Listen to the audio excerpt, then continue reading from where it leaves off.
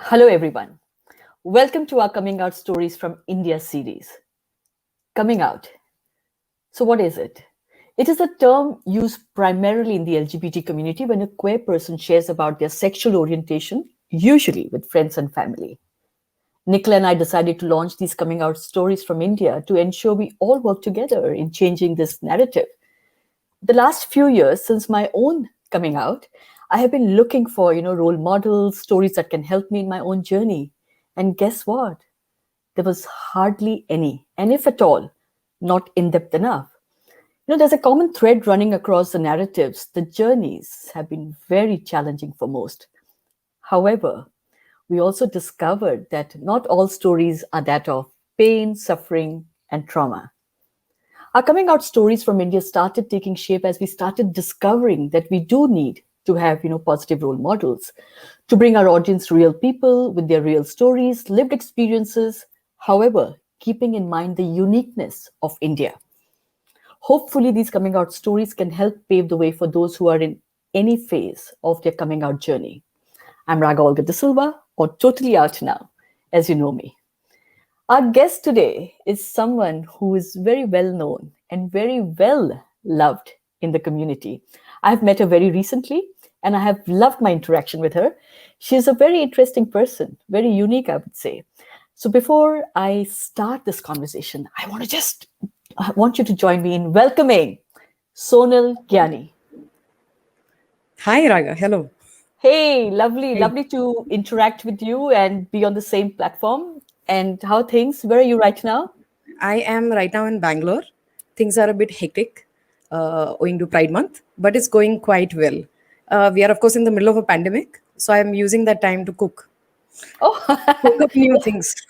oh, I miss your food photos, by the way, Yeah, the yeah. things that we used to exchange. But I'm looking forward to our chat today.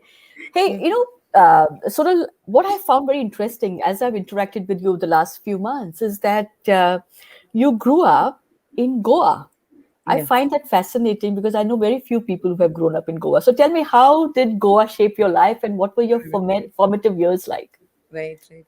So, I mean, every time I tell people I grew up in Goa, if people have an imagination of Goa, however, the Goa that I was brought up in is not your typical touristy Goa because I was brought up in a defense base. My father was in the Indian Navy, right? So, I grew up mainly in a naval base and I was very, very sheltered, in fact, because when you go to a naval base or any defense base, in fact, there is really no need to step out of the base. The base will have everything from grocery stores to you name it, even a school, a post office, everything is within the base, right? So in my case, because we were in a central government school, the only reason that we stepped out of the base was to go to school because the school was a central government school, and this is something you will notice with defense kids because our parents get transferred a lot, and keeping up with the curriculum is difficult, so most of us are in these kendriya vidyalayas, which are central government schools, right? So I grew up in a central government school. There were hardly any Goans there, okay? Like in a class of 50, there were like a total of 3 Goans, okay? Oh, really? Yeah, and the rest of that was a defense crowd. And of course, growing up was similar, right? I was within the base only. So, but however, I must say that I when somebody asks me where am I from, it's difficult to describe what it means to be my identity, right, as a Goan. But I mean, I find that I really relate with people who are from the defense. So I find that there is a culture within the defense as well, which is very secular, and I think that has held me in good stead, in the long run. It's only when I moved to Bombay did I realize that how it is to live outside of a base. And in fact, when you're in the base, right, we have a term for people outside, which is civilians. So it's called the civilian life. And it's only as I've grown older I realized that that strikes as very odd, a civilian. But growing up, I just thought that norm was being in the defense. So you were there's North Goa and South Goa, right? So where is this base? So I grew up in my father was in Ines Gumantak. This is near Vasco. So anybody who's familiar with Goa, you will know that the airport is a naval airport. So there is actually a naval base nearby called Nopra. It's the Naval Officers Flats residential area. It's just on the Double M Airport Road. So that is where, almost all my childhood has got spent. Like that's where I grew up. How And amazing. yeah, yeah. And to And be then in brought up seventh, here eighth like that. standard, seventh, eighth standard, we became civilians. So my father and mother, they bought a flat nearby. So I grew up in Chikalim in that area. But yeah, like I said, no, very few Goan friends. In fact, I explored Goa when I went to college So did you because study, huh, sorry, did you go I to college in Goa as well? yes, yes. I studied hotel management in Goa, and I mean, this is the institute. The entrance to the institute happens through an entrance test, which is all India level. So there were people who came from all over the country. So obviously, uh, the people who selected Goa, we all know why they would have probably selected Goa. So tell us So why. they wanted to explore the place, and along with them, then I began to explore Goa. So really, it was when I was around 18, 19 that I sort of understood that what is the charm around Goa in a way that tourists experience it. Otherwise, I had a very old world kind of experience, like going to certain specific restaurants and eating Goan cuisine, or meeting an aunt who was Goan and having food at her house, Goan food, Portuguese food. So I mean, that's what it was. It's only later that I experienced Goa in the way that it was. Yeah. So Sonal, how was it growing up in your home? So tell us, you have a twin sister, like we said, and Yes. you have a brother as well. Yes. So Yes. how was Yes. the environment within your own home? Ah, so I have an elder brother and I have a twin sister. I'm very, very close to my twin sister. We are identical twins, right? So, so when we would be like my parents, also my father, I've already told you he was in the defense. So, he's very authoritarian. And growing up, things were very disciplined and very strict, And obviously, because of how strict my dad was, I was also paying a lot of attention to my studies and an overall very over focused child. When it comes to my relationship with my siblings, like any other siblings, we used to fight like cats and dogs. And my mother, poor thing, half her time is spent separating us. uh, but I think it was great. It was quite nice because I mean I was very close to my sister. I never felt that I needed a friend. I always had my sister with me all the time, and this might sound strange, but it is so normal with twins that I actually had not spent 15 minutes apart from her till I reached my college, where I went to a hotel management college and she studied fashion designing. Up till then, it had not even been like 15 minutes where we are not sort of together, right? We are always cohabiting. So, I can't describe to you what it means to have a twin. It is a completely different experience. So my mom, right, because she wanted to not be partial or anything like that, she would dress us in similar clothes. Yeah, so we were that typical jo stereotype hota hai twins ka. We were like that, like either wearing the same clothes or colors are different, but it is the same clothes. And when I was growing up, right, really, there wasn't a sense of identity which was separate from my sister Rupa. In fact, our teachers also, because we were identical, they used to address us as Rupa Sonal. They never called me Sonal.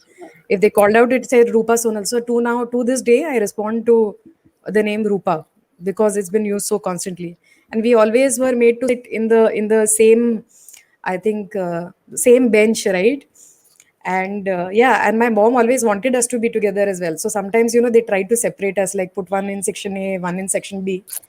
But eventually my mom would make sure that we are in the same class, and so my entire childhood was spent sitting next to Rupa and being a very studious child. But उसमें होता है ना कि but if you are in defense family you are also shaitan, so I was also very mischievous and very naughty. But of course my parents never got to know any of that, but I was very naughty, and all the stuff that I was up to I was very good at hiding it. So nobody really knew that it was me who was pranking people, but I used to do it a lot. And Rupa was not the prankster. Rupa was not the prankster, not so much. Yeah, Very but interesting. we have switched places, and we used to. I mean, in terms of pranking, and we continue to do it even till today. Like we might answer each other's phone because our voices are so similar. We laugh the same way, right?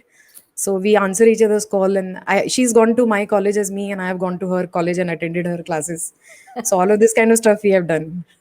I'm fascinated. I'm also a mother of twins, as you know, but I'm Yes. listening to you and thinking, thank God I don't have two girls or two boys identical. I have a son and a daughter. At least I don't have to go through this. But what Yeah. fun! What fun! Yeah. What Yeah. I'm interested in now, Sonal, is understanding. Like as you were growing up, did you have a phase of discovery? Did you start having crushes, as we all do? And what was that journey for you?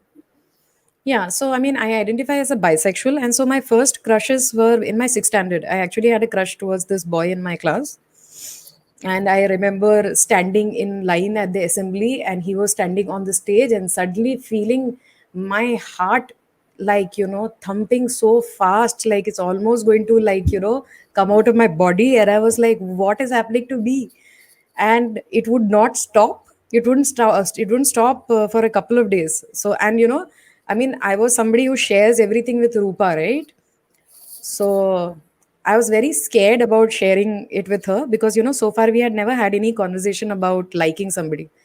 And the second bit was, I was very worried, what if she likes him also? So anyway, I told her about this crush, and she shared that she had a crush too, but it was not this boy, thank God. But we shared this with each other, and I think that after that first sharing, we continued sharing our lives with each, like, every night, right? After my father is a disciplinarian and all of that, right? So true defense style mein, at 9 o'clock he'll come and switch off the lights, and you have to, so we used to, like, in hushed whisper still keep talking, because 9 o'clock कौन सोता है, so but lights off mein we used to talk to each other. So but around my seventh standard, I had the same thumping feeling for a professor, right? And the thing is that, strangely, I never thought of it as a crush. I just felt that I like this person a lot. I'm very fascinated with them. And like, it's that stereotype जो मुझे लगता है पूरी तरह से true है, that lesbian bisexual women have their crushes on their English teachers. So of course I had my crushes on my English teachers always. So I thought this is just like one of that, because I thought that, yeah, that is it. But I started feeling the same chest thumping feeling for other girls also, right? And one of the nights, I actually told Rupa.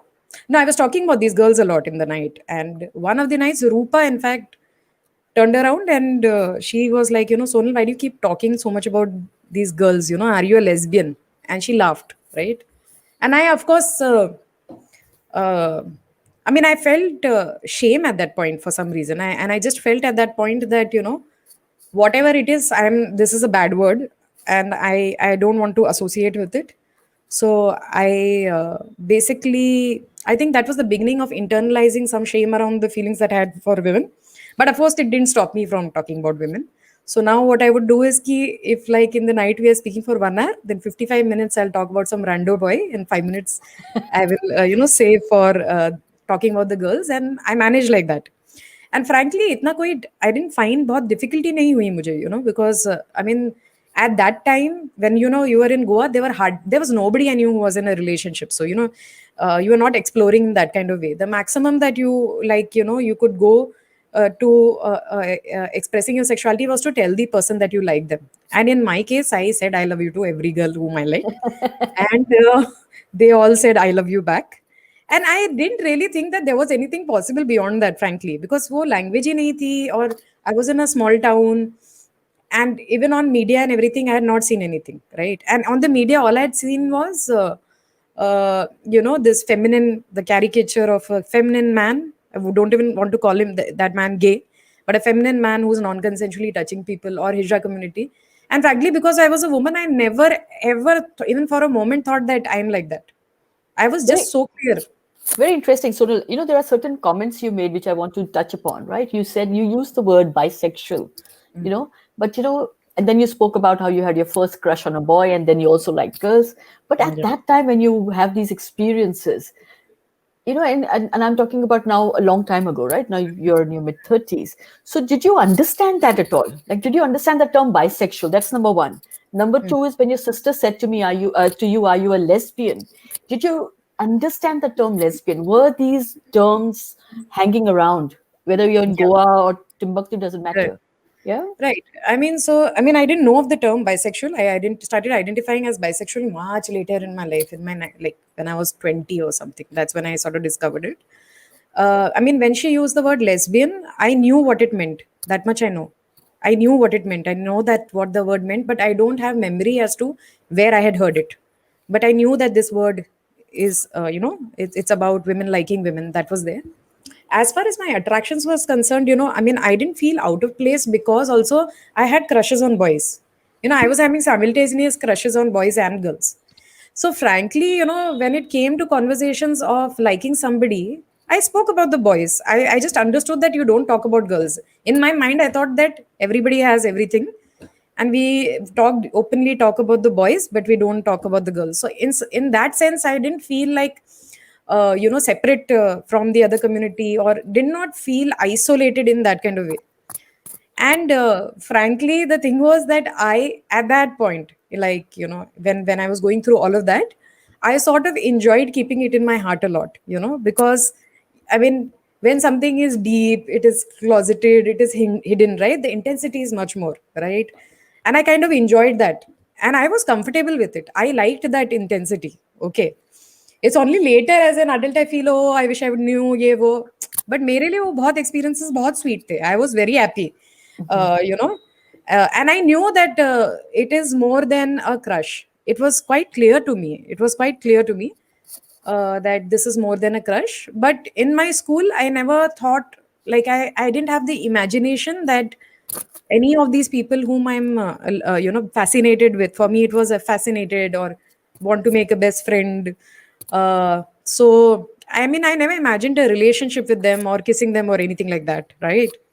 Like, when I used to daydream, I always like thought I was Shah Rukh Khan, and I had these girls like around me. Uh, and if I ever dreamt up, like, I used to imagine shooting like in my mind, right? Because I was a daydreamer.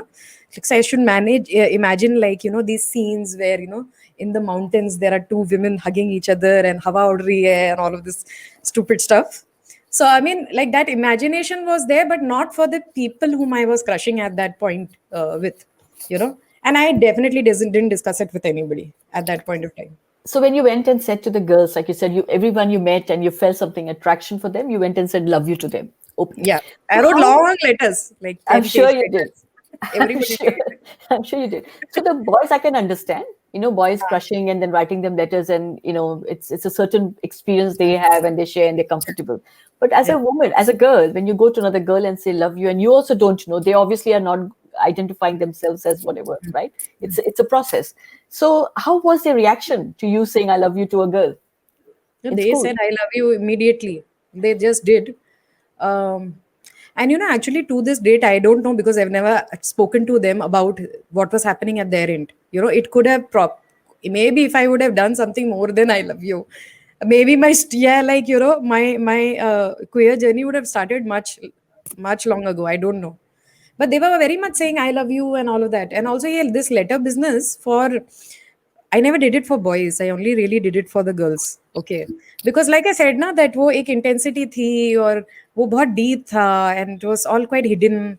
So, writing sort of helped me, bring it out of my system. So, I mean, and from then till now, I'm a little biased towards women. You know, so yeah, I mean, like, that's what happened. And I never faced any kind of, like, nobody ever rejected me, at least during the childhood period. I think, like, things started changing for me when I reached my college. That's when things had a dramatic change for me in terms of sexuality. But my school life was very good. I was a very good student, a teacher's pet, yuck, big, huge teacher's pet, and was saying I love you to all the people whom I really liked. So I was in a good place. So Sonal, so you also mentioned something about feeling shame with the word Yeah, lesbian.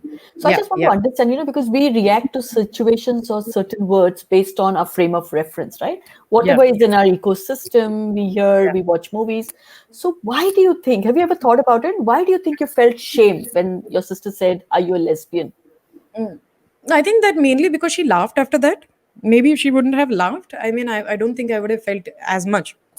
But because she laughed, I immediately understood it to be that if I'm going to be open about this, I'm going to be laughed on, right? And now, when I think about where did we sort of pick up the word lesbian, um, I mean, I think that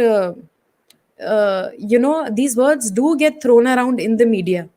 It's not like they sort of don't. And I think that, when you are a young person, an adolescent, and you're reaching your sexuality, it's going to start blooming. Before you sort of come out, right, you want to kind of build some kind of comparison.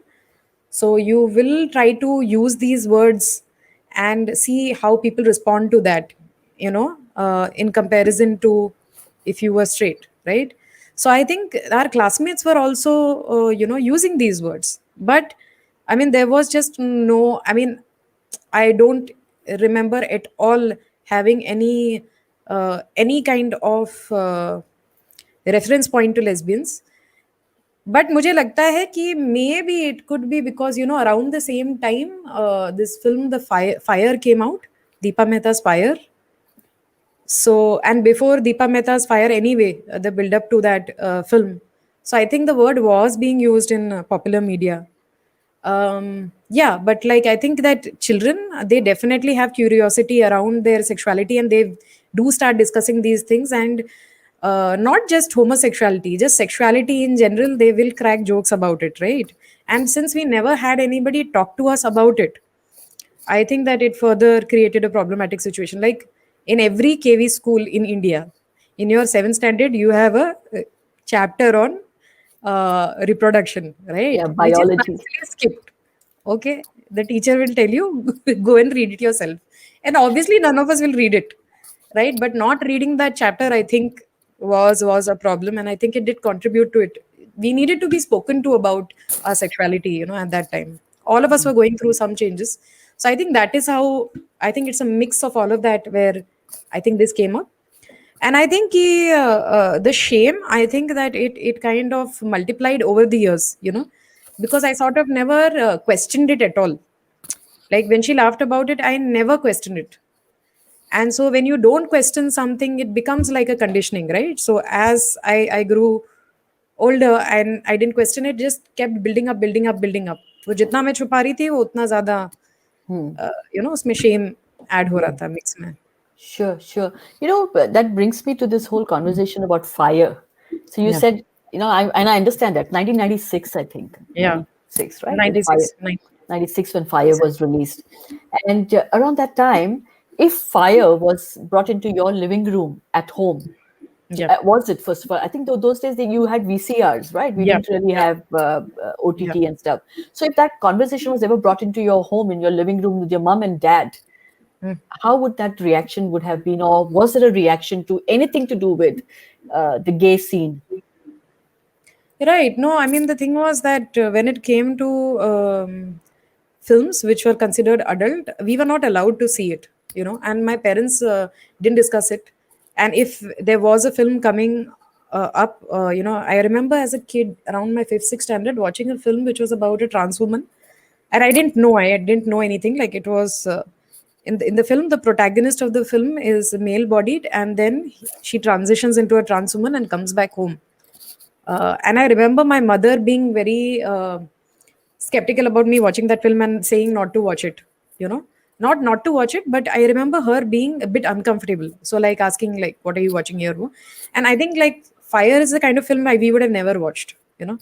But ये था ना कि like newspaper में I think Fire was being spoken about at that time. But I can't piece it together. I don't remember it, but I'm sure it must have influenced or created some discussion, because I know that as an older person, I know that because of Fire being released in India, it led to a lot of protests where right wing parties, they burnt many theaters, and this led to the formation of a lesbian rights group called Kaleri. And there were protests from the community at that time, and this got quite widespread media coverage. So I'm assuming that this media coverage would have been also in newspapers that were coming to my house, or like people would talk. So that's how it is all kind of adding up. That's what I think, that's where the word is sort of coming from.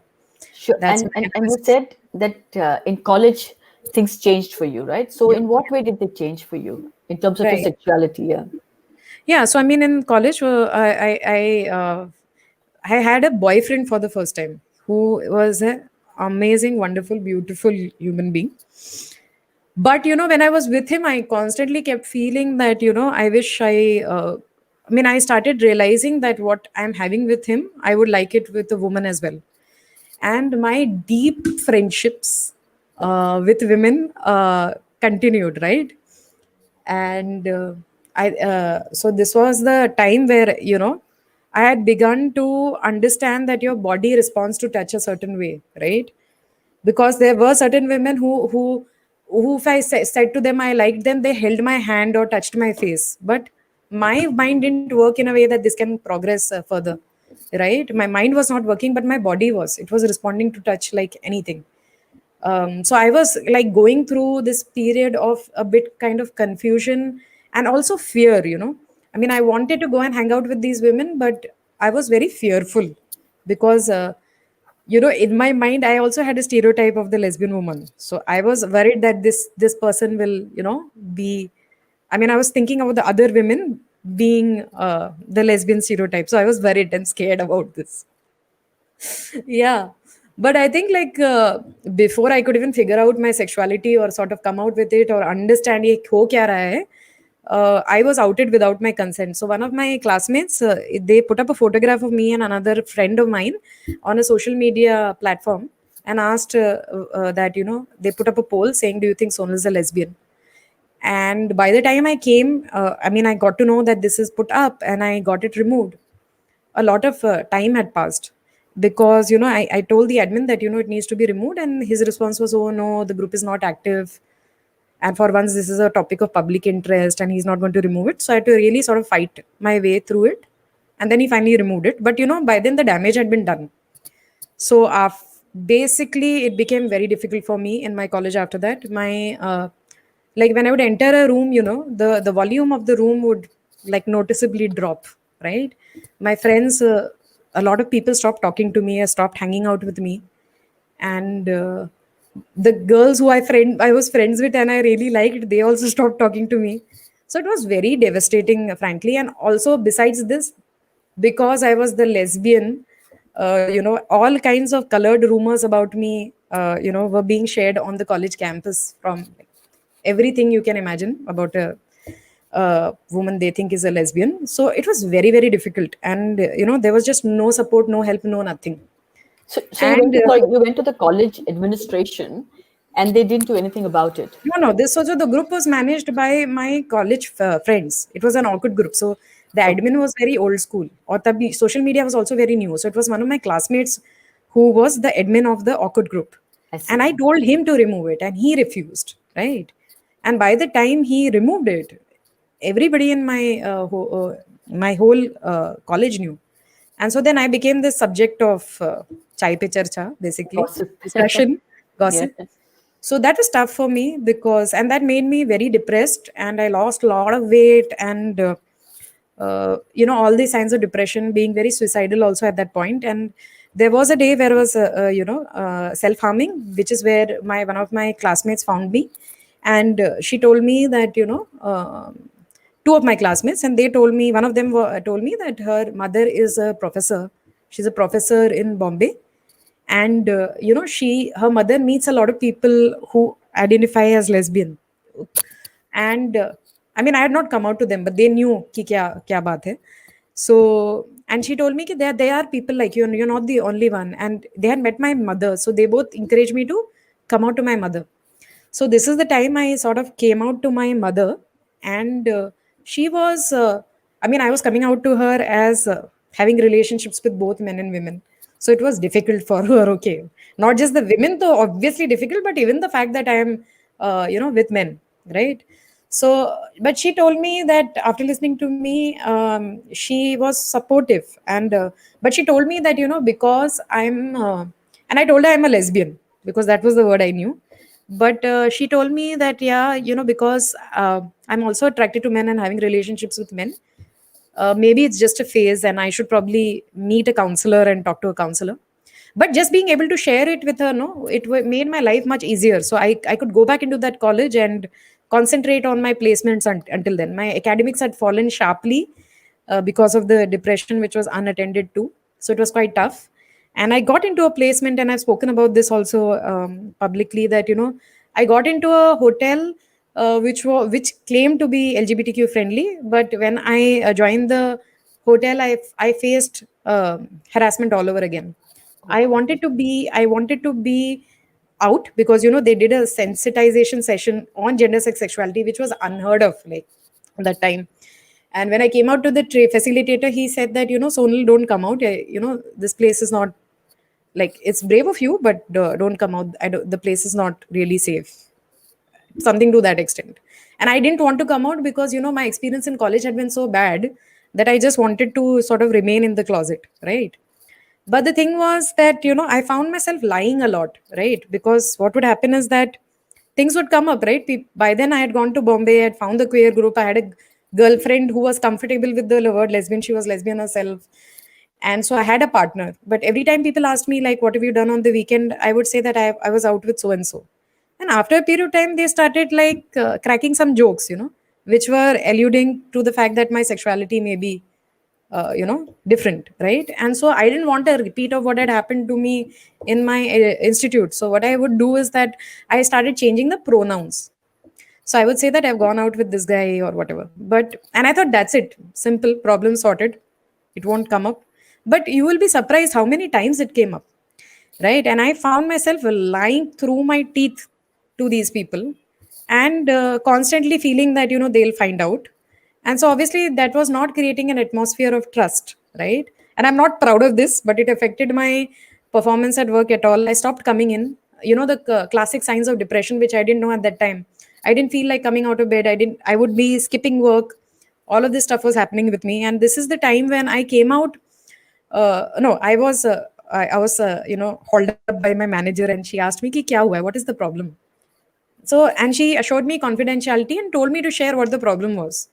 And so I came out to her, but unfortunately she didn't keep it confidential, and it became even more difficult for me, because again I mean, I faced even more discrimination there. It was very tough, because I would enter the changing room and women would walk out. There was sexual graffiti with my name written everywhere. And the final and it was very tough. Every time I was trying to find out who the perpetrators was, like, the response I would get is that, why is it only you?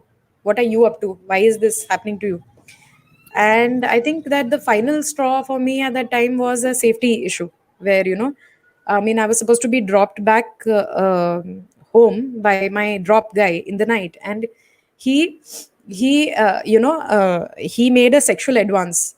So it was very difficult, right? And I was obviously numbed at that point, and I asked him to just just leave me back home, and otherwise I would complain. So we didn't talk during the rest of the ride, but it had become a safety issue, which is when I left this place. And of course I was severely depressed, because I was like, is this going to follow me everywhere, and that is when I sort of went into therapy. And I think that is the turning point in my life, that I finally entered a professional space, although I was severely depressed, but I found the right people. And over the next 2 years, they actually helped me, and like remove the different layers that had formed around my sexuality. And they helped me, like, I realized that my entire sexuality was I associated with shame. Like, shame was the primary feeling. So we really worked with it and turned it to pride. Because once there's no room for shame, then there will be pride. So pride did enter. And that's when I decided to, like, work for the community, work with filmmakers, all of those childhood dreams, do that. And luckily for me, I mean, Humsafar Trust is an organization which works on LGBT rights. They were looking for people to work with them. I joined them, and then rest is like history for Sure, me. sure. Wonderful. I mean, doing such so much of good work there. But Yeah. Sonal, I'm just going to come back. I was just not trying to, I know, wanting not to interrupt you, but there are many things that you touched upon that are Yeah. actually very interesting and important to talk about. One is discrimination and harassment that you faced at work. So, were Yeah. you able to take recourse? Were you able to go to somebody and know that, you also use the word feeling safe? See, safe is not just being in a vehicle with somebody and making sexual advances, also going to work every day and knowing that you feel safe to walk into that environment, you're with your full self with you, right? Yeah. So Yeah. did you feel that you could talk to the management and they would take notice if you did? Or it was No, always your fault? it was always my fault. See, the problem was that at that time I was not diagnosed with depression, but I was, facing all the uh, like whatever comes with depression, right? So, I mean, I did not feel the confidence to share anything with my managers because they thought that I was underperforming, and they felt that I am doing this purposely and I am somebody who lacks discipline in life, right? So they were not supportive of me to begin with, right? And they somehow, in a weird kind of way, I think that they mixed up my sexuality with discipline, which was very tough, to sort of undo that. It was quite difficult for me at that time, and I remember wanting to leave the workplace, but when I sort of the first time I spoke to my father about considering it, he told me that you shouldn't leave the workplace, you should work for at least 2 years in a workplace, and I couldn't come out and tell him what had happened. So for me, I was just trying to prove myself, because I was a management trainee, so I was obviously being trained to be a manager, but I was demoted, which was very tough because 20 people in my batch were supposed to become managers. 19 became managers, not me, right? And I went through a process of probation, right? And obviously, like, the things that were brought up were in regard to my performance at work. But why that is the case, what is contributing to that, how is the culture, is it safe, nobody talked about that at any point. And I felt at that point of time that I need to prove that I am disciplined, I am a good worker. So that's what I did. I completed my 2 years, and when the 2 years got over, I did not tell anybody, and I just quit the workplace after that. They did promote me in 2 months. They told me it's a probation for 6 months. In 2 months, they promoted me. But for me, I had sort of had it, and that's how I sort of moved out of it. But I never, for even a moment, felt that they will understand.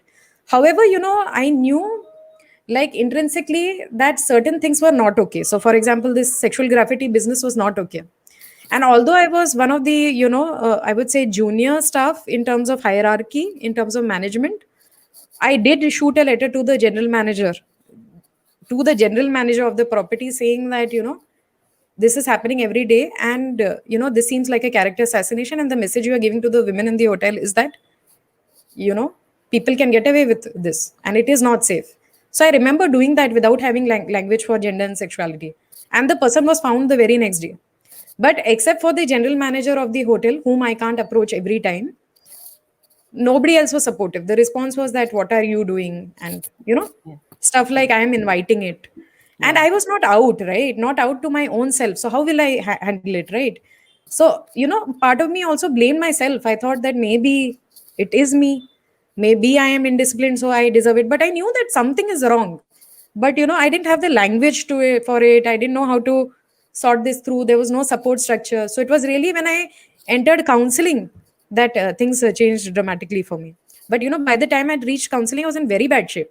One, of course, Sure. severe depression was very high, self-esteem was very poor. I thought that I cannot work in any other workplace.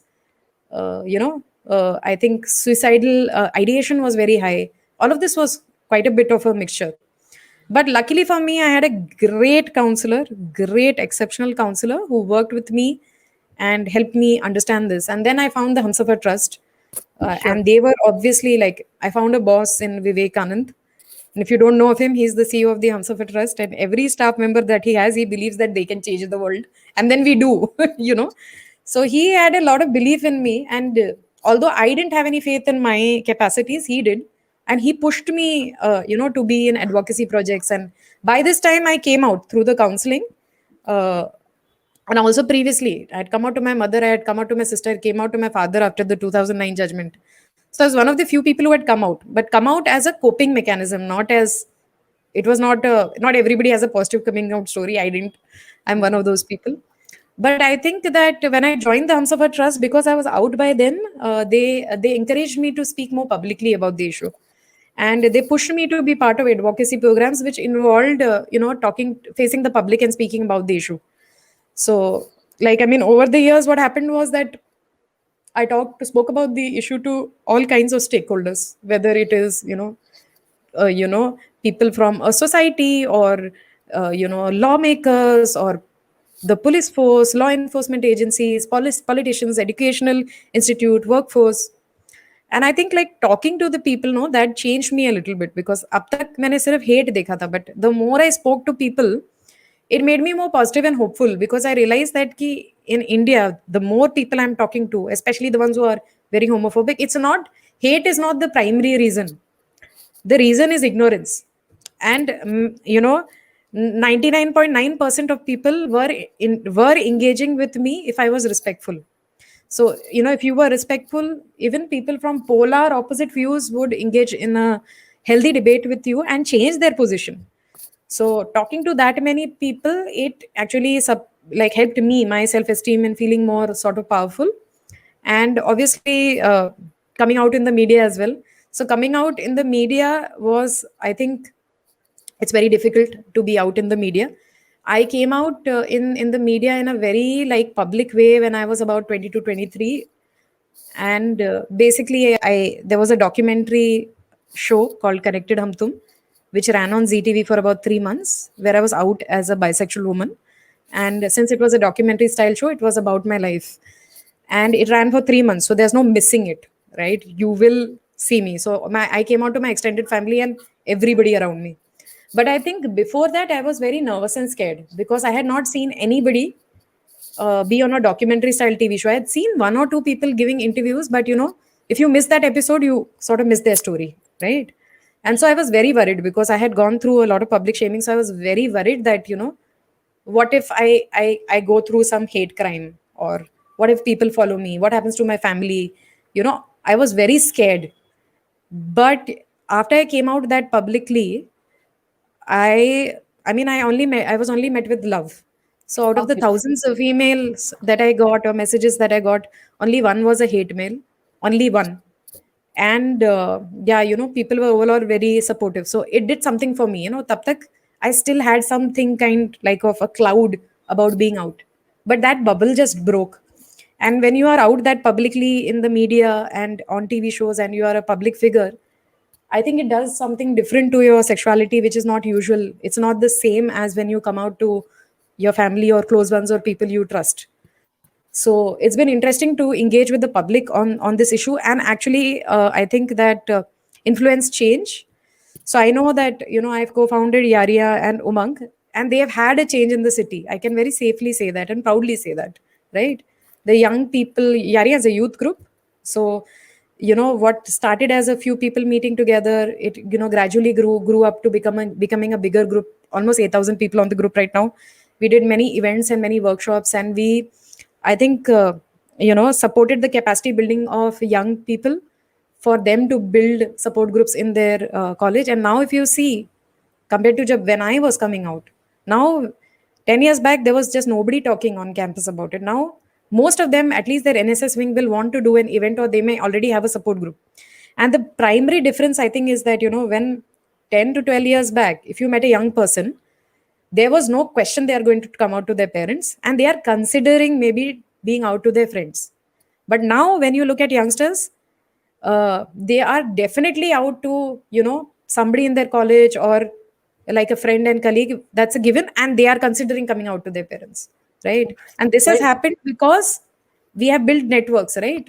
This community is small, and that networking, finding people who are proud of themselves, it helps. So I know no, that it shapes, if you Wonderful. come I out mean, public. wonderful to hear. Sonal, I'm interrupting. I see two parts.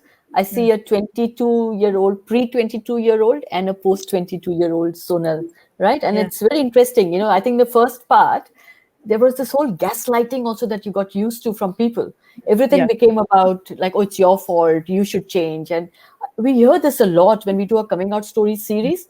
We hear yeah, this a lot, and I've been through that as well. It's always like you reach a point where you self-doubt, you lose your confidence. yeah. Like you said, you go through mental health issues, you go through depression, you go into a very dark place. And sometimes I look back and think about my own life, Sonal, and I think, would my life have been different if I hadn't been through that phase? Would my journey would have been different? But interesting to hear you speak about it. You're voicing a lot the thoughts that a lot of people are actually journeying through even now.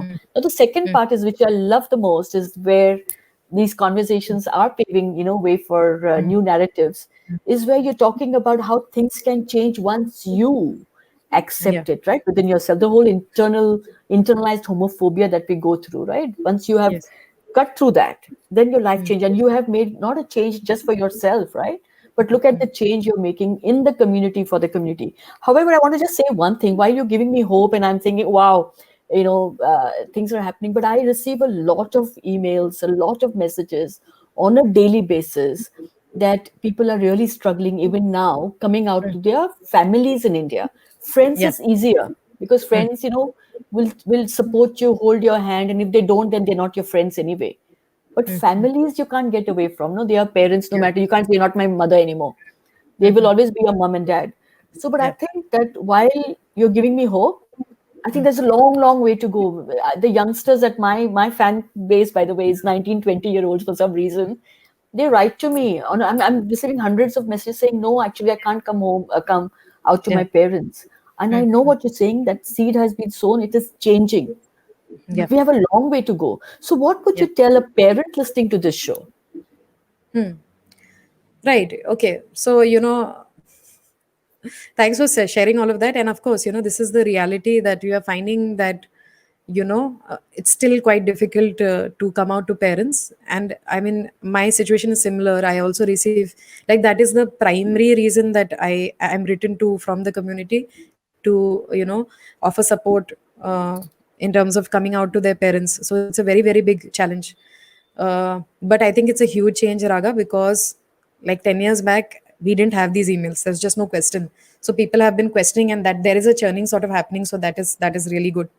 So I mean, as far as parents are concerned, I think that it's very important that they sort of read up about the issue.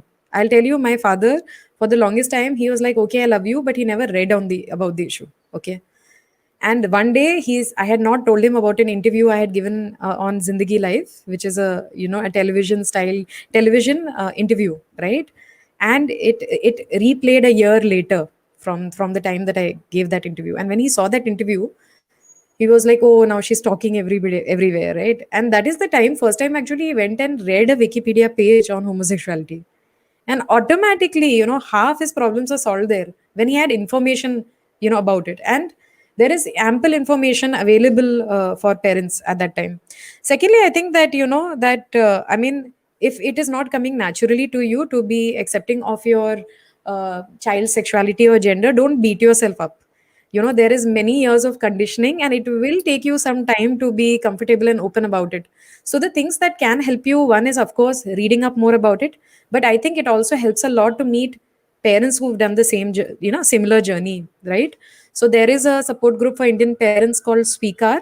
I know you've interviewed some people before from the group. So I mean, I would encourage that people could get in touch with other parents. That really helps. Thirdly, I think that sometimes counseling also helps.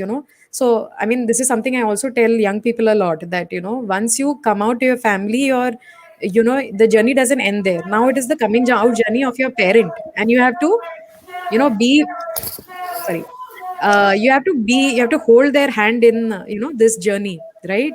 So I think that I mean, it's important that uh, parents understand that there will be a bit of turmoil because there is so much conditioning, and it's all right to seek mental health help, right?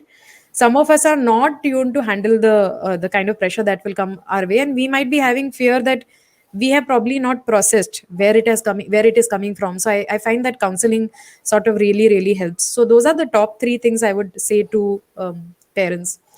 If your child comes out to you, I think, I mean, I want to just tell parents that what will be most effective is to just tell your child that you love them, right? Because I think that for a majority of children, they are worried that will their relationship with their parent change, will they stop loving them, all of that. I know, parents, sometimes I am also written to by parents. Okay. So parents are like, how do I help my child? And I need more information. My child is showing this, gender identity, ye wo, and they are all like really worried. What is going to be the future of my child? All of that is going on in their mind. So, sometimes they come to me with that protective instinct also. So to them also, I want to say that, if you create an environment at home where your child knows that they can come and talk to you about it, they'll eventually come to you, and that's what will happen, right? So I mean, if you can talk openly on the subject with your child, that will work the best to let them know that you love them despite it. Now Indian families, we don't express love openly. So if you are the kind of parent who can't discuss how much you love your child and love them irrespective of their realities, I would say that then, like if there is a news item on the LGBT community, like, while it is going on, discuss that openly in your drawing room.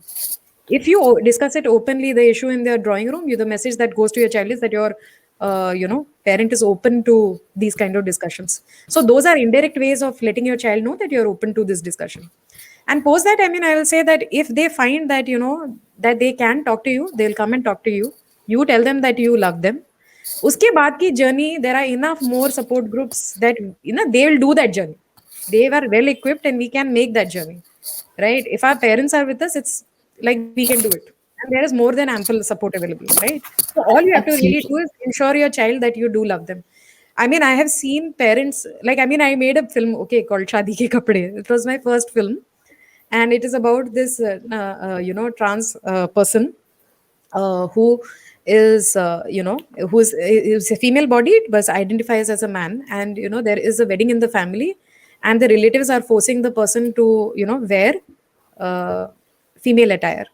And at some point, he comes out to the relative, and the relative actually says that that they are learning to, they are processing this, they need some time, but they still love them, they want to know that they love them.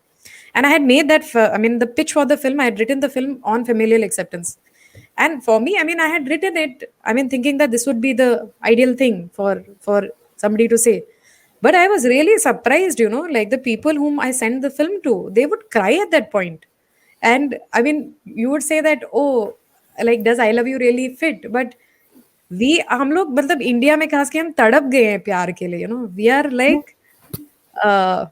it's like we don't say I love you enough, frankly. I think I was better off as a child. As an older person, I think I don't say I love you enough. I agree with you, especially parents. We're talking about being conditioned, right? Our environment. I sometimes think we live in a closet. Really, Yeah, I yeah, always say, my famous line is like, closets are for clothes, not to hide your truth, right? But yeah, we yeah, learn from our parents everything. They say skeletons in a closet, right? Why? Because everything is put into that closet. Everything. yeah, I think we've got full closets. We've got dark closets. We've got closets without clothes because we've got so much other stuff in there. Our parents don't talk about sexual orientation or yeah, sexuality. Taboo subject. yeah, Nahi, nahi, nahi. Tauba, tauba, nahi baat karo. Like as if we don't procreate. We don't talk about love. yeah, And that whole, the point that you were making about saying, I love you, unconditional love. I think we are too melodramatic. Again, another thing I talk about, we think life is Bollywood film, but life is not a Bollywood film. Life doesn't have Nirupa Roys of the world, where we say, hey, kya ho gaya? They make it, our parents make it about themselves because yeah, their frame of reference. I mean, my mother's frame of reference was Bollywood, for instance. So she thought that the only way you can react is by showing a reaction. And yeah, reaction was को dramatic करना है ये because movies में दे दिखाते हैं or be quiet, zip your lips, hide it. yeah, So I think what you're talking about, Sonal, is making so much of sense to me, and I hope to the audience as well, that don't shy away from conversations. Communication is important. Acceptance is important. You may not understand the person. I may come to you and say something which is completely out of your comfort zone, but yeah, just hold the person's hand. It's your child. Listen, understand, educate yourself. These are exactly. basic things, right? We don't need to go to a tantric to But it understand these doesn't things, come naturally to people. वो naturally नहीं आता है. but we have Strangely, to people teach. don't even go and read. So I Yeah, mean, that is my. You have to just read a little bit. It'll automatically alleviate so much of the problems that you might have towards your child's gender or sexuality. exactly. And we can't be in denial. Again, Indian parents have this thing that if we don't know about it, it's not happening. Or we know about it and ignore it, it's not happening. If we know about it, ignore it, pretend it never happened, it's not happening. Yeah, Wake yeah, up, it's all happening. It's all happening around you. Your children are kissing, having sex, having intimate relationships, everything is happening. yeah, Nobody is having any exceptional conversation, life here. But Sonal, before we finish, there's one other thing that I want to talk to you about is that you came out to your parents. Now you came out to your parents as bisexual, lesbian, whatever that the way you identified yourself, when you expressed yourself over time, they accepted you. Beautiful. Now there is something called polyamorous, right? Life that you talk about. Can you yeah. just touch upon that a bit? And when you came out, did you have to come out again to your parents about this part of your life? Yeah, I mean, I think so. When it came to bisexuality, I was pushed to the corner and to come out. But I think polyamory was very much a choice to come out as polyamorous. So what I was finding was that I always had, attractions to multiple people. However, I had gotten into a relationship with this incredible woman, Upasana, who is like, I think she will continue to be the love of my life forever and ever. So we were in a deeply monogamous relationship, yeah. And I think that when up till then I had been a serial monogamist. So change one relationship done, move out of it into another one, either by cheating or just like moving on if I had other attractions. But she was the first person where I didn't want to do that. I wanted to talk about it, right? And but when I spoke to her, I didn't have any frame of reference again of polyamorous people. And just the thought of being able to speak about it openly was very difficult for me. I think I was revolting like anything, like just the thought of being having to be out as polyamorous was very difficult for me. I wanted to throw up. I mean, and I never felt that way about my bisexual identity, but about polyamory, it was just really difficult. But the more I was in this monogamous structure, and the more I loved this person, I just felt that I am lying all over again. I'm not being truthful. This is not authentic. This is just not me, right? And unfortunately for my partner, she found out accidentally when I was texting somebody else that I am. I mean, nothing had happened, but she realized that I like someone else. And so I think that I wish that we could have had this conversation, which was not like you know triggered by something. I wish we could have thought through and had this more comfortably, the conversation, but unfortunately for us we didn't. And so when I came out to her, she was very resistant, she was very uncomfortable with it, and she told me that like this can't work. So so that is when we both sort of mutually decided to break up. And by the way, by then I had been with her in a relationship for 5 years, so that was devastating for both her and me. And I did try for a little bit, like 6 7 months I did try to just be heavily monogamous, but it was difficult. I was hiding and messaging people, so I was doing these kind of things. And I mean, it was just a matter of time where I would have cheated on her and then moved to another relationship. So luckily, I think in hindsight, luckily, um, she found that text and we had a conversation at that point of time. And so we decided to sort of break up mutually. But this was very, very tough for me because I had been out very publicly as in a monogamous relationship with her. We had given multiple interviews everywhere, and we were kind of like an lesbian icon, couple goals for a lot of people, especially from smaller towns. So when I broke up, actually, I received a lot of mails from people who were like, why have you broken up with her? And she was also featured on this Connected Amtum, the show I was part of, right? So viewers from there were like, why have you done this? And year ago.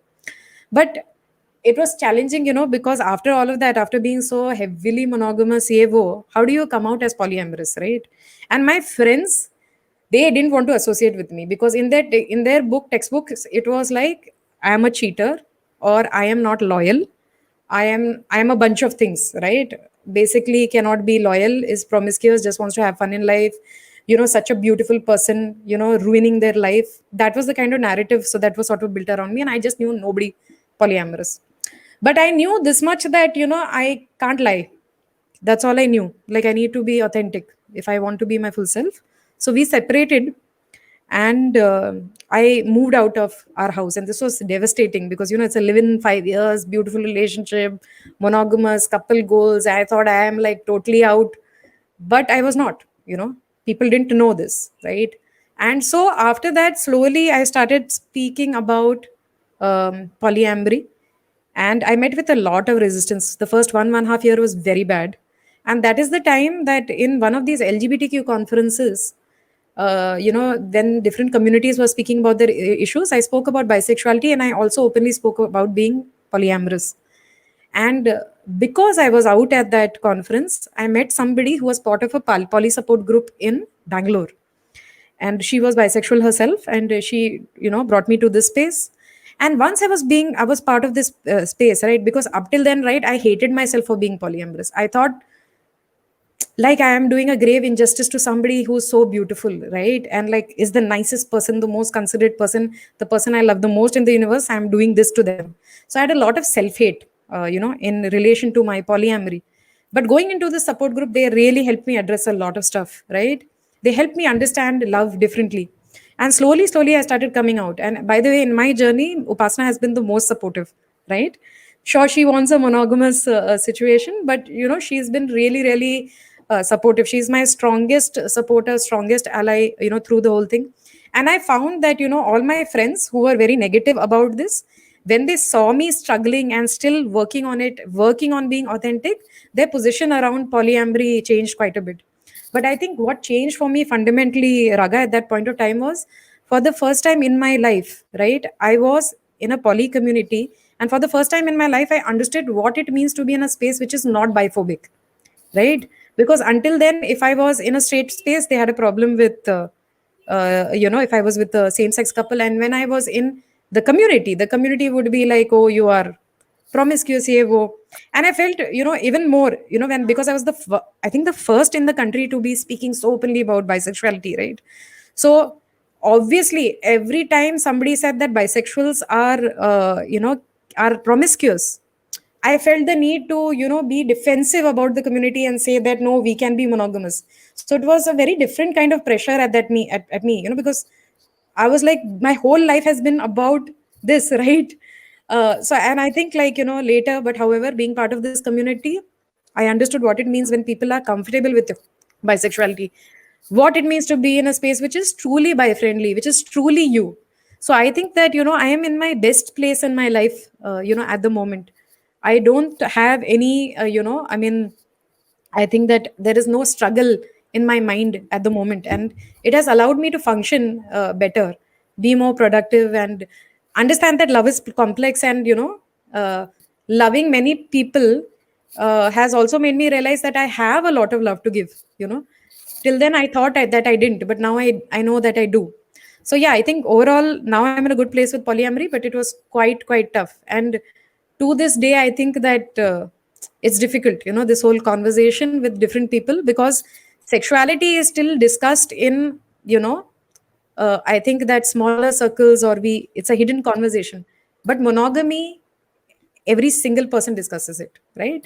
Because you're taught marriage is equal to monogamy, right? So unless you specify that it's an open marriage, marriage means monogamy.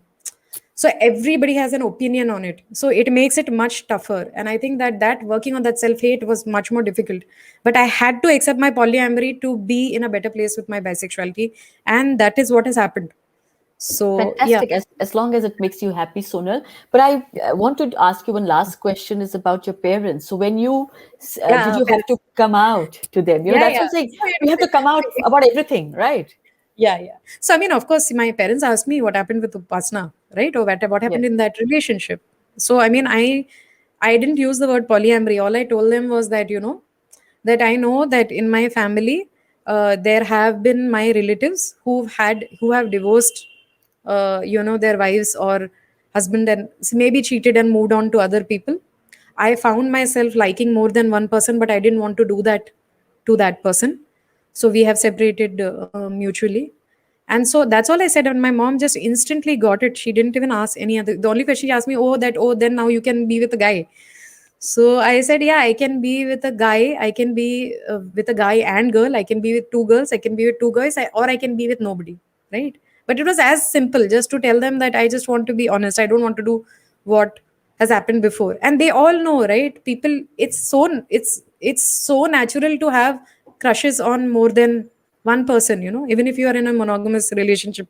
So I think that there was a reference point which I could borrow from and explain. And that's it. Those two, three lines. And after that, no questions, extra question asked. They just got it. They just got it. Yeah. Fantastic. I think your parents must have learned a lot from your journey for sure. And that is a blessing, and a blessing for all of us to have someone like Sonal Giani come in and talk to us so honestly. So I really enjoyed my conversation. I wish we had more time, but there are many other topics that we haven't touched upon, and I will have Nicola and I will talk about it and get another panel together on consent. I think that's something I've been wanting to talk to you, but I think we've run out of time right now. But Sonal, Thank you so much for just being you. I've just really enjoyed our interaction, and I hope to continue talking to you. And huge blessings and all the best from all of us here. And I hope you continue to be the voice that you have become. And I think the community has a lot to gain from you. So thank you very much. And I hope you enjoyed your interaction with me and I shared. loved it, Raga. What are you talking? You I were mean, questioning it. यार एक I'm a थोड़ा huge fan. I'm a and huge fan. Of course, I loved thank every you. bit of it. Thank you, thank you. And I have to thank Nicola, who's in the background, but she's the one who's curating it, produced by Nicola, managed by Nicola. So thank you, Nicola, for having Sonal and I on this show. And thank you, Herbal Theory. They are a gifting partner. And there's a little packet coming your way, Sonal, very soon. Oh, lovely. And I will take the address from you. Thank you Okay. also, Digital Fix. They're a digital and social media partner. They've been doing a fantastic job for us. Thank you, Duraya. And thank you, most importantly, to our audience who listens to these interactions. And I hope you share, you gain from this. Any feedback, thoughts, comments, questions, please write in. Sonal Giani, I don't even need to give her social media handles. She's all over. Yeah. So find us, Sonal Giani. And I am at Totally Out Now, Instagram, Twitter, and Facebook. Also, please subscribe to our YouTube channel, Raga Olga D'silva, for more coming out stories. There are fantastic, fascinating experiences of an individual which really give me goosebumps. Please share, please bring your families together. Let's start these conversations. Let's change the narrative one story at a time. And thank you again, Sonal. And I'm totally out now. Thank you.